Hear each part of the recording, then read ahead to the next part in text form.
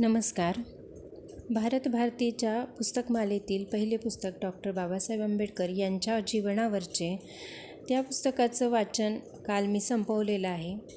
आज दुसरे पुस्तक मी हाती घेत आहे. हे दुसरे पुस्तक आहे महासती द्रौपदी. याच्या लेखिका आहेत पद्मा शेणे आणि याचे अनुवादक आहेत चंद्रशेखर फडणीस. पुस्तकाला वाचायला सुरुवात करते आहे.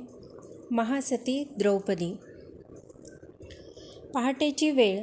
नित्याप्रमाणे आई उठली आणि आपल्या दैनंदिन कामात गढून गेली. ही कामे करता करताच काही संस्कृत श्लोक ती गुणगुणत होती. प्रथम ईशस्तवन झाले.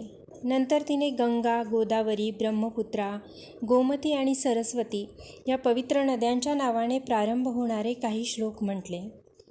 अहल्या, द्रौपदी, सीता, तारा व मंदोदरी या पंचकन्यांचेही स्मरण झाले. एव्हाना उषा उठली होती. रोज सकाळी ऐकून ऐकून ते श्लोक आता तिच्याही परिचयाचे झाले होते. पण आईबरोबर नुसते श्लोक म्हणून तिचे समाधान होत नव्हते. वयोमानानुसार प्रत्येक गोष्टीची तिला तीव्र जिज्ञासा वाटू लागली होती. त्यामुळे ती सारखे एकापाठोपाठ प्रश्न विचारित राहायची. गंगेचा उगम कोठे झाला? गोदावरी नदी कोणत्या ठिकाणी समुद्राला मिळते? असंख्य प्रश्नांची मालिका तिच्या मनात तयार होत असे. आजही तिने प्रश्न विचारला. आई, द्रौपदी कोण होती ग? आईने कौतुकाने तिच्याकडे पाहिले आणि म्हटले, द्रौपदी ही एक शूर आणि निश्चयी राजकन्या होती. भगवान श्रीकृष्णाची ती भक्त आणि पांडवांची पत्नी होती. पण आता तू तुझ्या अभ्यासाला लाग. रात्री मी तुला द्रौपदीची गोष्ट सांगेन. आणि रात्री द्रौपदीची गोष्ट सांगायला आई जशी उत्सुक होती तशीच ती ऐकायला उषाही आतुर झाली होती.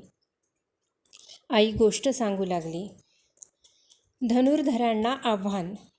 फार जुनी गोष्ट आहे. पांचाल नावाचे एक राज्य होते. द्रुपद हा त्याचा राजा. बराच काळ लोटला तरी त्याला संतती होत नव्हती. पुत्रप्राप्तीसाठी त्याने तपश्चर्या केली. दिवस रात्र तो परमेश्वराचे स्मरण करीत राहिला.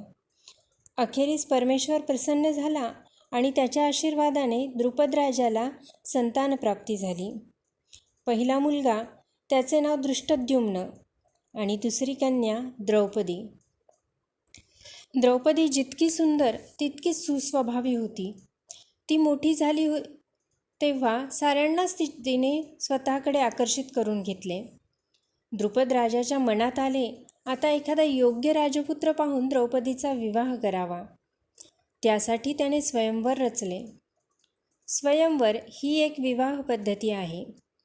त्यानुसार राजकन्या स्वतःच आपला पती निवडते. या स्वयंवरासाठी अनेक देशांच्या राजांना आणि राजपुत्रांना निमंत्रण पाठविले गेले. मौल्यवान हिऱ्यामाणक्यांनी सारा राजमहल सजवेला गेला.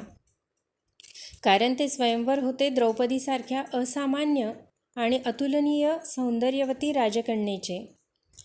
शेकडो राजे आणि राजपुत्र तेथे जमले होते. द्रौपदीशी आपला विवाह व्हावा अशी अभिलाषा ते सारेच बाळगून होते. त्या साऱ्यांमध्ये पराक्रमी कोण आहे हे ठरविणे अवघड होते. म्हणून द्रुपदराजाने एक अट घातली. सभास्थानाच्या मध्यभागी यांत्रिक रचना करण्यात आली. वर गोलाकृती फिरणारा मासा होता व त्याचे प्रतिबिंब खाली ठेवलेल्या पाण्यात पडत होते. जवळच एक प्रचंड धनुष्य ठेवले होते. जो वीर ते धनुष्य पेलून धरील, त्याला वाकवील, त्यावर प्रत्यंचा चढवील व खालच्या पाण्यातील प्रतिबिंब पाहून त्या माशाचा वेध घेईल, त्याच्याशी द्रौपदीचा विवाह होईल, अशी ती अट होती. द्रुपद राजाची ही अट ऐकताच तेथे जमलेल्या राजांपैकी अनेक जण मागे हटले. त्यांनी आपली शक्ती आजमाविण्याचा प्रयत्न केला. ते सारे फजित झाले.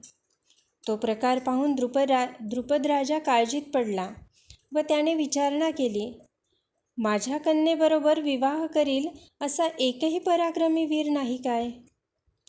तेवढ्यात ब्राह्मणांच्या समुदायात बसलेला एक वीर पुढे आला. त्याला पाहून सारे सभाजन हसू लागले. पण तो ब्राह्मण निर्भयतापूर्वक धनुष्याच्या रोखाने चालू लागला.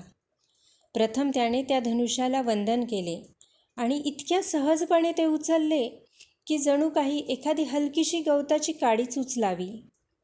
मग त्याने प्रत्यंचा चढवून पाण्यातील प्रतिबिंबाच्या रोखाने बाण सोडला आणि ती फिरती मासोळी खाली पडली. एकदम वाद्यांचा गजर सुरू झाला व द्रौपदीने त्या ब्राह्मणाच्या गळ्यात वरमाला घातली. ब्राह्मण वीराची कथा. भारतात त्या काळी कुरु नावाचा राजवंश प्रख्यात होता. त्याच राजवंशात धृतराष्ट्र आणि पंडू हे दोघे भाऊ होते. पंडूला युधिष्ठिर, भीम, अर्जुन, नकुल आणि सहदेव असे 5 पुत्र होते. युधिष्ठिर हा सत्यप्रिय होता. भीम गदायुद्धात तर अर्जुन धनुर्विद्येत निपुण होता. सर्वच भाऊ वीर होते. त्या 5 भावांनाच पांडव म्हणत. धृतराष्ट्राला 100 पुत्र होते व ते कौरव म्हणून ओळखले जात. त्यापैकी दुर्योधन आणि दुःशासन हे थोरले होते. पुढे पंडू राजा मरण पावला. पांडवांना नाहीसे करून सर्व राज्य आपल्या ताब्यात घेण्यासाठी कौरवांचे प्रयत्न सुरू झाले. जेव्हा मुले चुकीच्या मार्गाने जातात तेव्हा त्यांना उपदेश करणे हे खरे तर पित्याचे कर्तव्य असते. पण कौरवांच्या या अविचारी कृत्यात स्वतः धृतराष्ट्रही सामील झाला होता. धृतराष्ट्राने एकदा पांडवांना बोलावून सांगितले की आज वारणावतामध्ये उमामहेश्वराचा महोत्सव आहे. तुम्ही तेथे जा आणि त्या उत्सवात भाग घ्या. पांडवांना फार आनंद झाला व आपली आई कुंती हिला घेऊन ते तेथे गेले. पण पांडवांना नष्ट करण्यासाठी कौरवांनी रचलेला तो एक डाव होता. त्यांनी लाखेचा एक फारच सुंदर महाल बनविला. उद्देश असा की त्या लाक्षागृहात रात्री पांडव झोपले म्हणजे त्याला आग लावावयाची. पण विदुराला हे कारस्थान समजले आणि त्याने त्या महालातून पांडवांना बाहेर पडण्यासाठी एक भुयार तयार केले. नंतर त्याने पुढच्या धोक्याची कल्पना दिली. एका रात्री खुद्द पांडवांनीच तो महाल जाळून टाकला. लाखेपासूनच बनविला असल्याने पाहता पाहता तो आगीच्या भक्ष्यस्थानी पडला. इकडे पांडव त्या गुप्त भुयारातून अरण्यात पोहोचले आणि अरण्यालगतच्या एकचक्रा नगरीत ब्राह्मण वेशात राहू लागले. त्याच सुमारात त्यांनी द्रौपदीच्या स्वयंवराची वार्ता ऐकली व ते पांचाल नगरीत येऊन दाखल झाले. ज्याने राजसभेत मत्स्यभेद केला तो दुसरा तिसरा कोणी नसून धनुर्धारी वीर अर्जुनच होता. पांडवांची पत्नी. द्रौपदीला घेऊन पांडव आपल्या घरी परतले. दाराशी येताच ते आनंदाने कुंतीला म्हणाले, आई, आम्ही एक अमोल वस्तू आणली आहे. पण बाहेर न येता घरातूनच कुंतीने उत्तर दिले, तुम्ही सर्वजण ती वस्तू सारखी वाटून घ्या. आईचे सांगणे ऐकायलाच हवे होते. मात्र तो प्रकार पाहून द्रुपदराजाला फार दुःख झाले. पण महर्षी व्यासांनी द्रुपदाची समजूत घालून त्याला सांगितले की 5 पांडवांची पत्नी होण्यासाठीच द्रौपदीचा जन्म झालेला आहे. द्रौपदीच्या सद्भाग्याने व प्रभावामुळेच लाक्षागृहातून पांडव जिवंत बाहेर पडू शकले. ते ऐकल्यावर द्रुपदाचे समाधान झाले. नंतर भगवान श्रीकृष्णाच्या उपस्थितीत पांडवांचा द्रौपदीबरोबर विवाह झाला. कुरु परिवारातील पितामह भीष्म आणि पांडवांचे गुरु द्रोणाचार्य या दोघांनाही फार आनंद झाला. त्यांनी जाऊन धृतराष्ट्राला सांगितले की परमेश्वराच्या कृपेमुळे पांडव अजूनही जिवंत आहेत, तेव्हा त्यांच्या हक्काचे अर्धे राज्य त्यांना मिळाले पाहिजे. पण कौरव वरवर जरी आनंद दाखवित असले तरी अंतर्यामी त्यांचा क्रोधाग्नी पेटतच होता. पांडवांना अर्धे राज्य मिळाले. त्यांनी इंद्रप्रस्थ येथे आपली राजधानी निर्माण केली. काही काळानंतर त्यांनी राजसूय यज्ञ करण्याचे ठरविले. एक प्रचंड पण तितकेच विस्मयजनक सभागृह त्यासाठी तयार केले. त्याची भव्यता, सौंदर्य व सजावट पाहून सारेच जण थक्क होऊन गेले. स्वतः भगवान श्रीकृष्ण यज्ञाची व्यवस्था पाहत होते. यज्ञात सहभागी व्हावे असे कौरवांना काही वाटत नव्हते, पण नाईलाजाने त्यांना त्यात भाग घ्यावा लागला. दुर्दैवाने तेथे दुर्योधनावर खाली मान घालण्याचा प्रसंग आला. घडले असे की जेथे प्रत्यक्ष पाणी होते तेथे जमीन आहे असे समजून दुर्योधन पुढे गेला आणि पाण्यात पडला. त्याची ती फजिती पाहून द्रौपदीला एकदम हसू फुटले. दुर्योधनाचा संताप अनावर झाला. पुढे आणखी एक प्रकार घडला. जेथे नुसती जमीन होती तेथे पाण्याचा भास झाल्यामुळे आपले कपडे ओले होऊ नयेत या भावनेने दुर्योधनाने ते वर ओढून घेतले.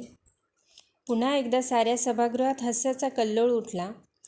लज्जेने आणि संतापाने दुर्योधन नुसता पेटून उठला व त्याने त्याच ठिकाणी पांडवांना अद्दल घडविण्याची प्रतिज्ञा केली.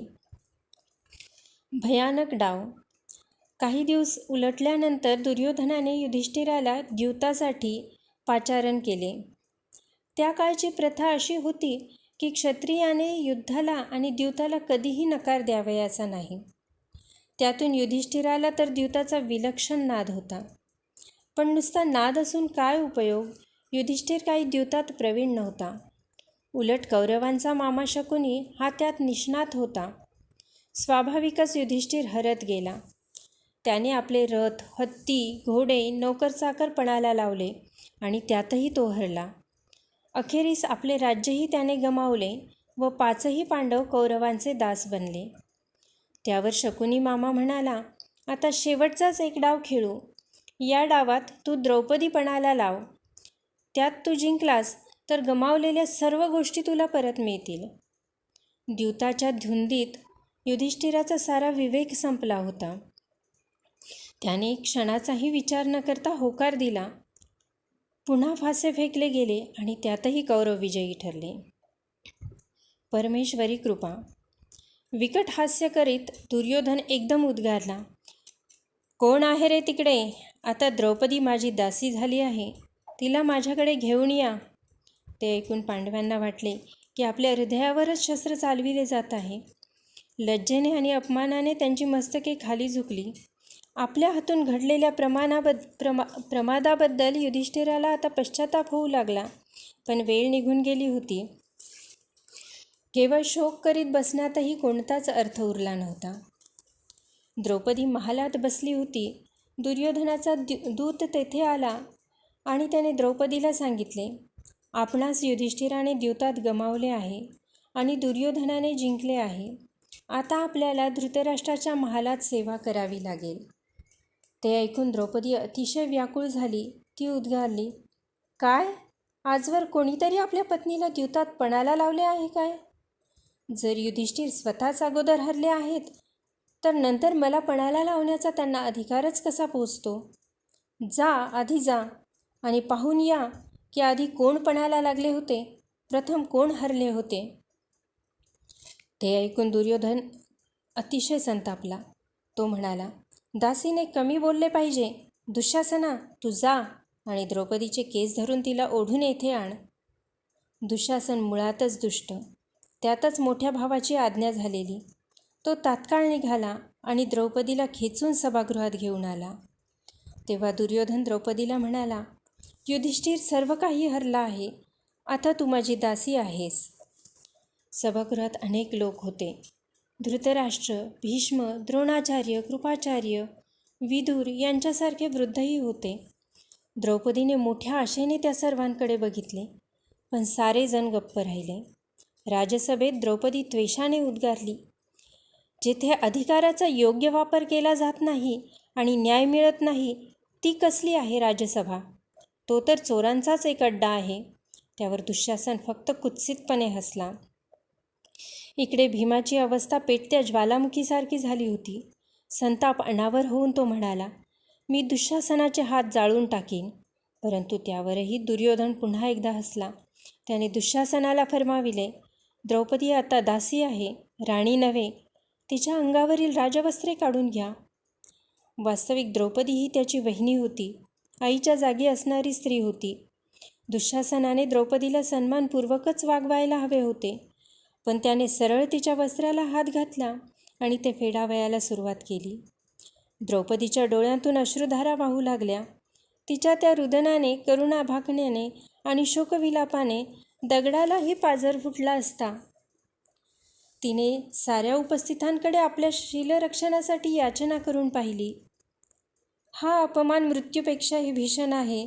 मला त्यापासून वाचवा, असा तिने टाहो फोडला. 5 पांडवांकडे वळून ती म्हणाली, तुमच्या बाहुबलावर माझ्या पित्याचा विश्वास होता.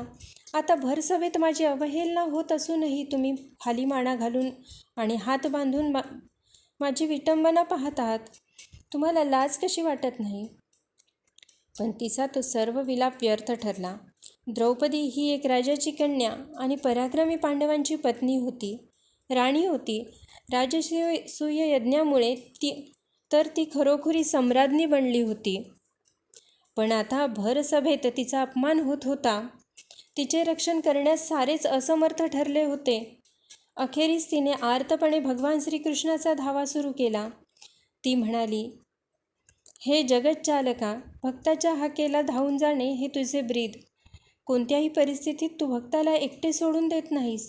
आता तूच माझे अब्रू वाचव, माझे रक्षण कर.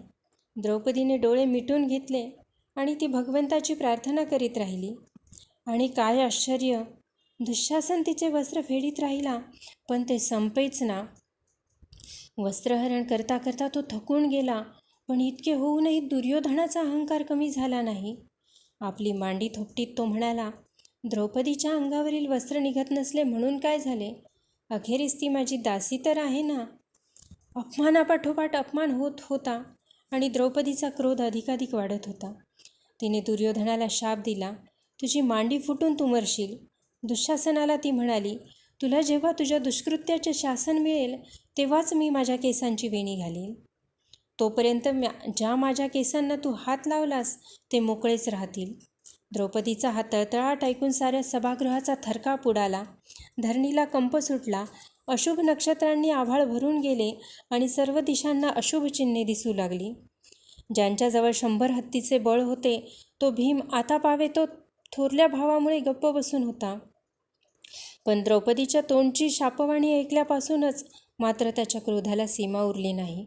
तो उसळून म्हणाला, या पापी दुर्योधनाची मांडी फोडून मी त्याचा चेंदामेंदा करीन आणि मी दुसरी प्रतिज्ञा करतो की दुःशासनाची छाती फोडून त्याचे रक्त मी प्राशन करीन. भीष्म आणि द्रोण यांनी धृतराष्ट्राला उपदेश केला की तुझ्या मुलांची दुष्कृत्ये पाहूनही तू असा गप्प का? द्रौपदीसारख्या सद्गुणी स्त्रीच्या घायाळ हृदयापासून निघालेली शापवाणी तू ऐकली नाहीस की काय? या साऱ्याचा अर्थ स्पष्ट आहे, तो म्हणजे तुझ्या वंशाचा संहार. आता मात्र धृतराष्ट्र मनोमन घाबरला. तो द्रौपदीला म्हणाला, तुझी अशी विटंबना व्हावयाला नको होती. खरोखरीच तू एक आदर्श आणि गुणी स्त्री आहेस. तू माझ्याकडून तुला हवा तो वर मागून घे. द्रौपदीने आपल्या पतींच्या मुक्ततेची मागणी केली. धृतराष्ट्राने तत्काळ ते मान्य केले व पांडवांना त्यांचे राज्यही परत केले.